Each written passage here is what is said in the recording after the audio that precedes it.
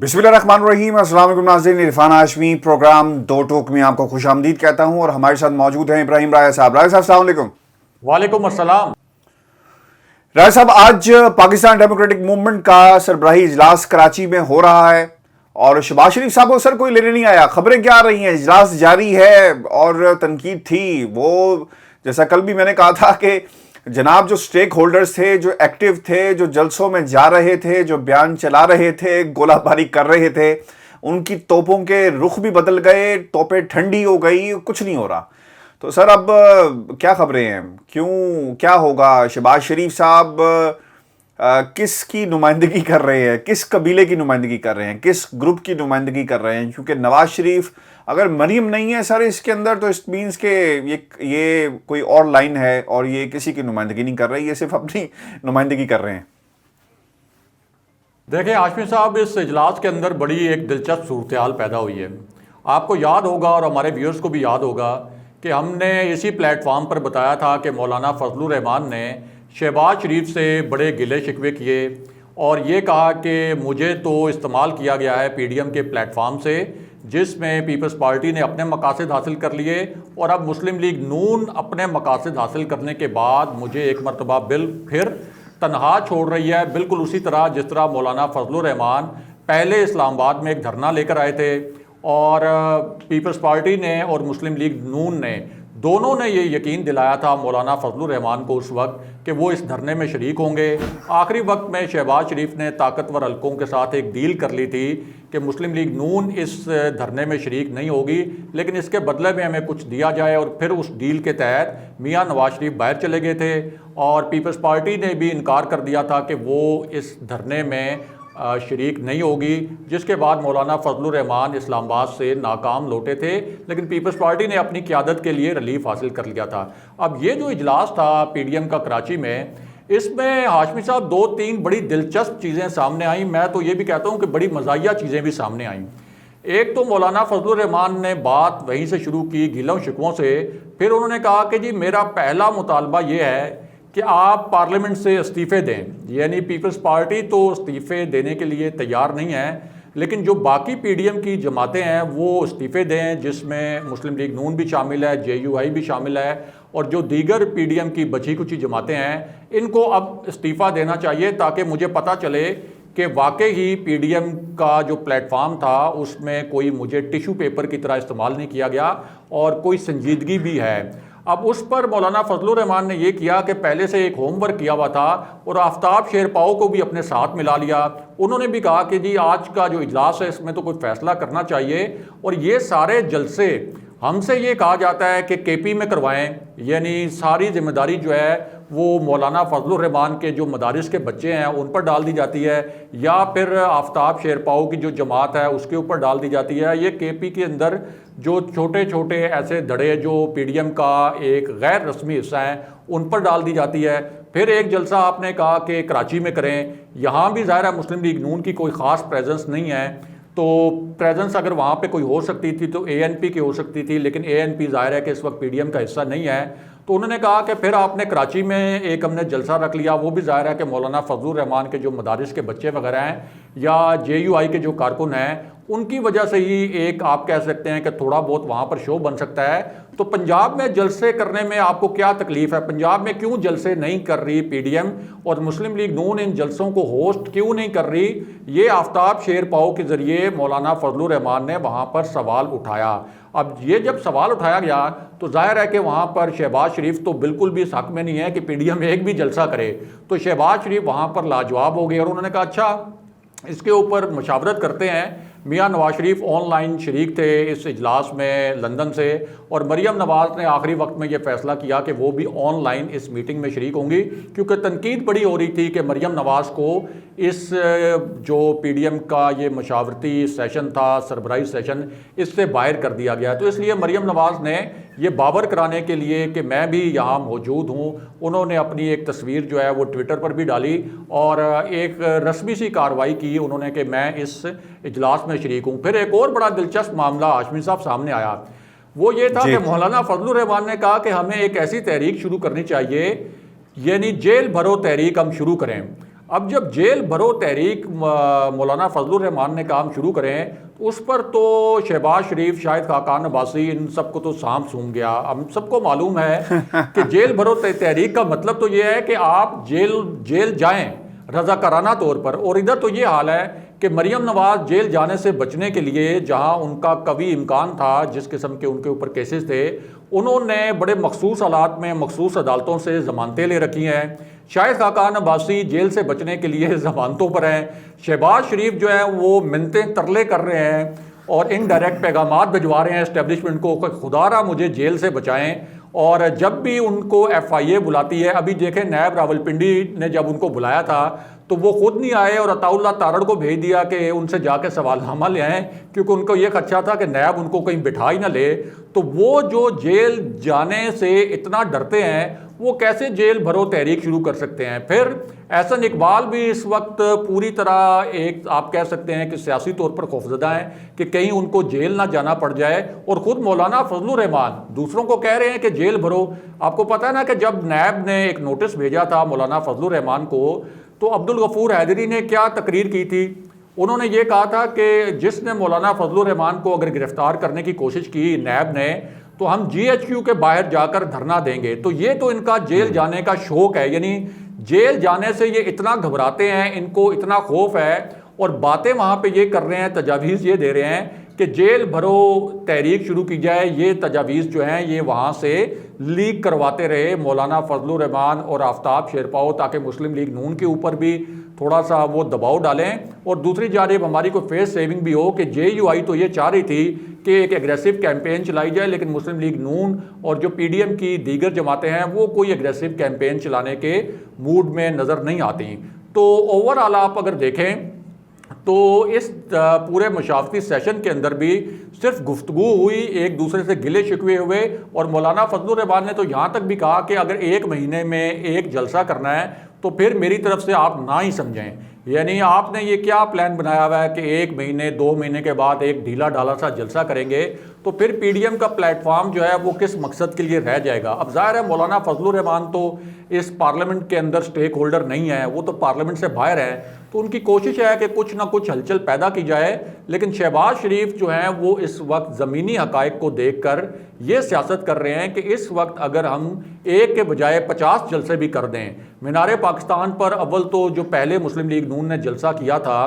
وہ فیل ہو گیا تھا، وہی جلسہ جس میں مریم نواز نے یہ نعرہ لگایا تھا کہ آر ہوگا یا پار، تو وہ آر ہی رہ گیا سب کچھ، وہ اتنی بری طریقے سے فیل ہو گیا کہ اب تو پیپلز پارٹی کے لوگ بھی کہتے ہیں کہ بلاول بھٹو نے اس دن بڑا حیرانی کا اظہار کیا تھا، اور پیپلز پارٹی پنجاب کے رہنماؤں سے یہ کہا تھا کہ لاہور میں اگر مسلم لیگ نون کی یہ حالت ہے تو پھر تو پیپلز پارٹی کے پاس یہ بڑا سنہری موقع ہے کہ وہ پنجاب میں ان روڈز بنا سکتی ہے اور پنجاب میں اپنی جگہ بنا سکتی ہے، کہ لاہور میں بھی یہ لوگ اکٹھے نہیں کر سکے، اور جو لوگ اکٹھے بھی کیے اس میں بھی جے یو آئی کے جو کارکن تھے اور مدارس کے بچے تھے ان کا کراؤڈ تھا، اور میاں نواز شریف کی تقریر شروع ہونے سے پہلے ہی 3/4 لوگ جو ہیں وہ وہاں سے جا چکے تھے۔ تو مولانا فضل الرحمان نے وہاں پر شہباز شریف کے ساتھ بھی بڑا سخت ناراضی کا اظہار کیا، میاں نواز شریف تک بھی انہوں نے اپنے گلے شکوے پہنچائے کہ یہ پی ڈی ایم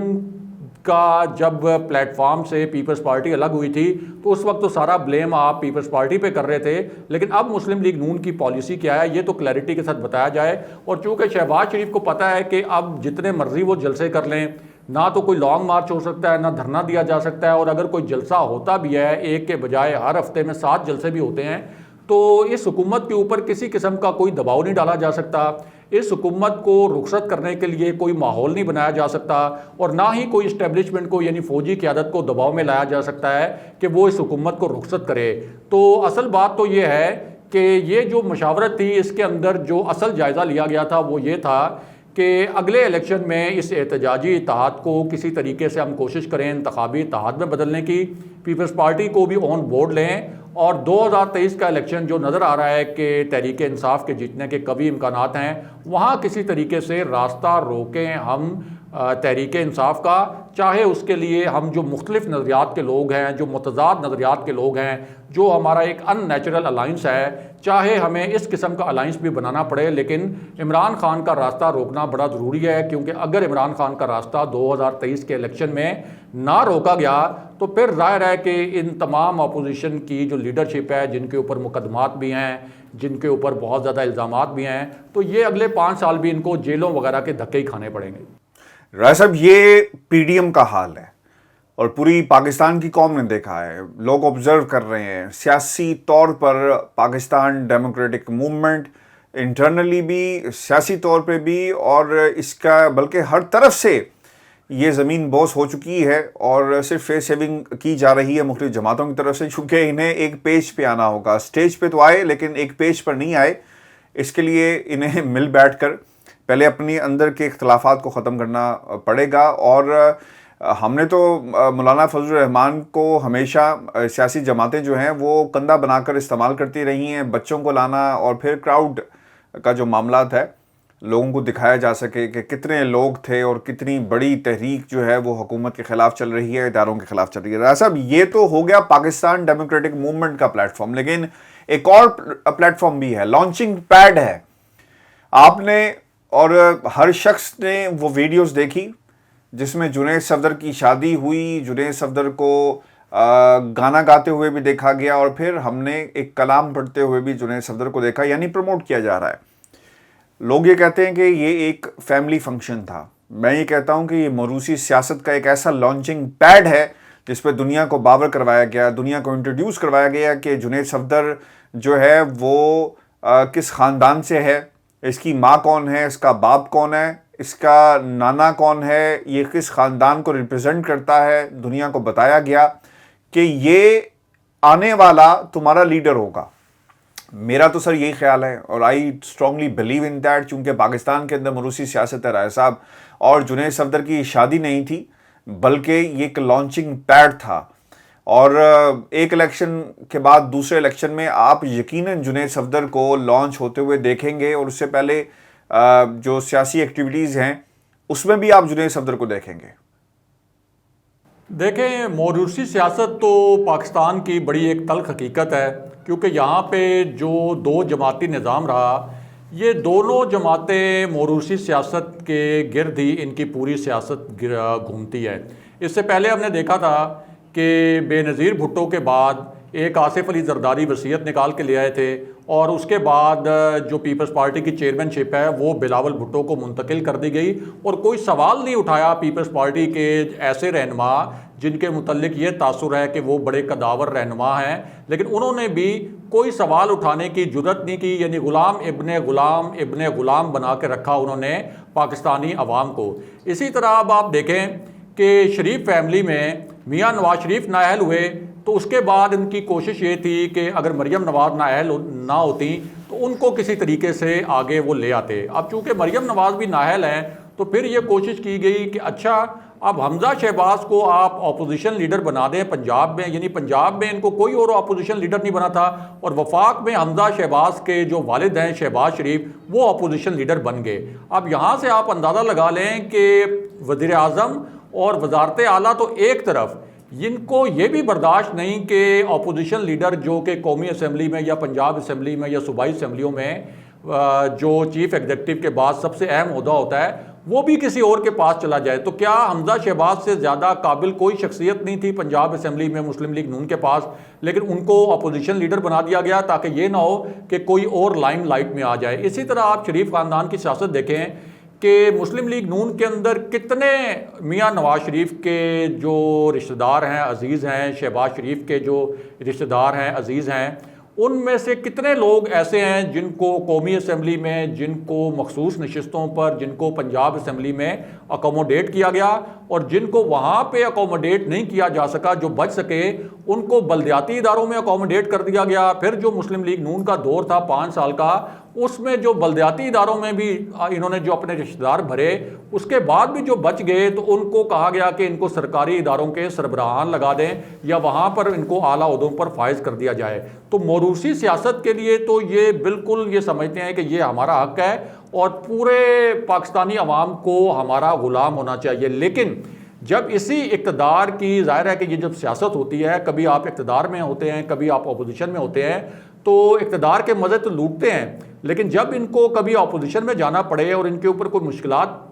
کھڑی ہو جائیں تو ہمیشہ یہ پھر پاکستان کو نہیں, یہ پھر سعودی عرب کو, لندن کو یا کسی اور ملک کو اپنا دیس بنا لیتے ہیں, اس کو اپنا وطن بنا لیتے ہیں. آپ دیکھیں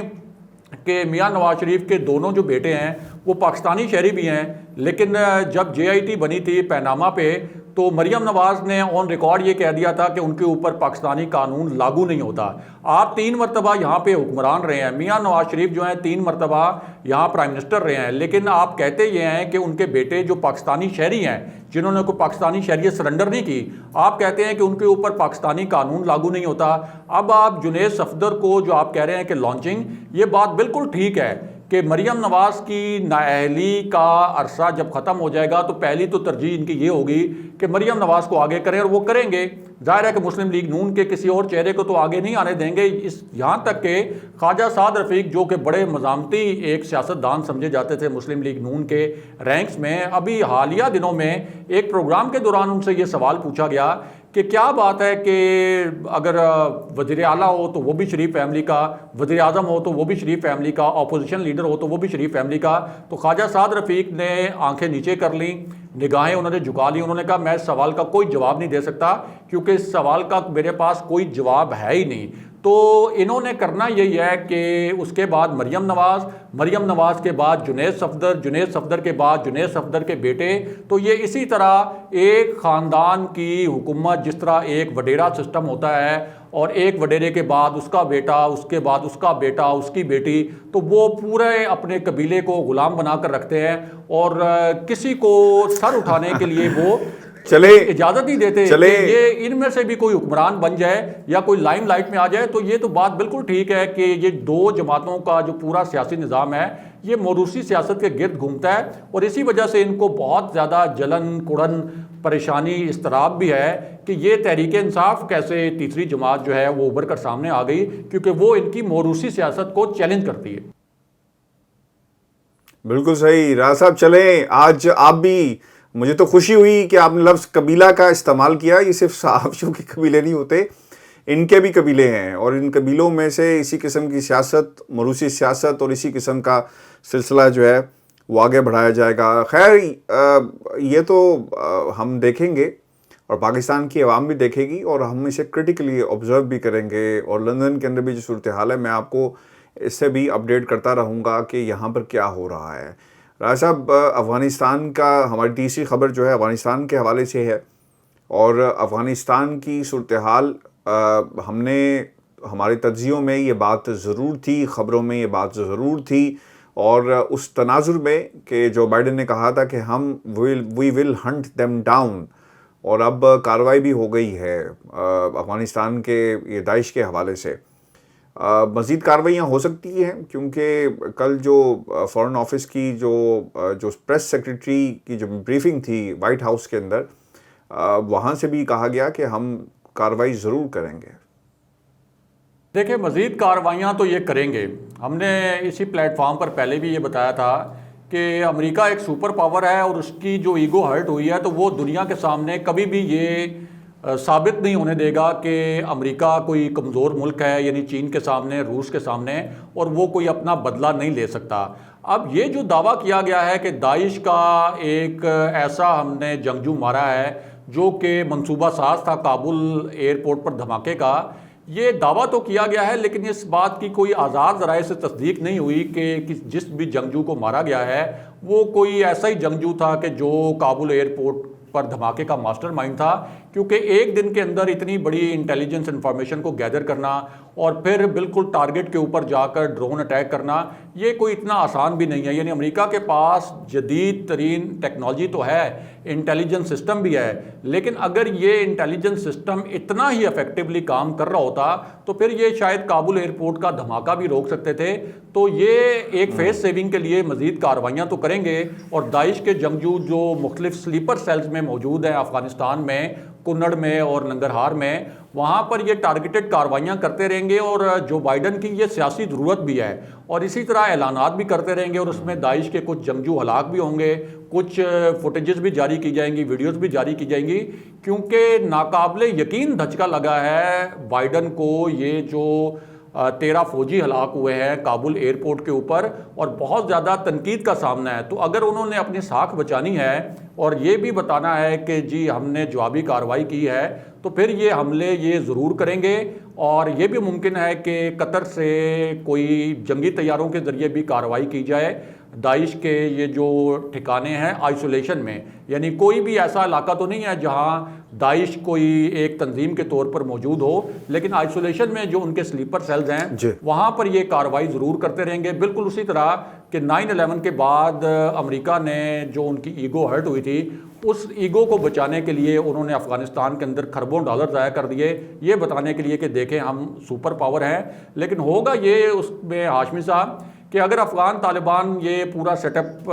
چلانے میں کامیاب ہو گئے اچھے طریقے سے, تو پھر انیشلی 2-3 کارروائیاں ہوں گی, جس کے بعد جب یہ داعش کے جنگجو وغیرہ ہلاک ہونے کی کوئی فوٹیج کوئی ویڈیو جاری کر دی جائے گی, تو آہستہ آہستہ یہ کوشش کی جائے گی کہ یہ تاثر بنایا جائے کہ اب امریکہ نے اپنا انتقام واپس لے لیا ہے, اور اب افغان حکومت جانے, نئی افغان حکومت, اور جو ان کے اپنے اگر وہاں پر کوئی خانہ جنگی کے مسائل ہیں یا کوئی متحارب دھڑے ہیں, تو ان کو ٹیکل کرنا پھر افغان حکومت کا کام ہوگا. بہت شکریہ ویورز, یہ ہمارا آج کا 2 ٹوک تھا. اپنے کمنٹ ضرور بھیجیے گا. اجازت دیجیے, آنے کے بعد.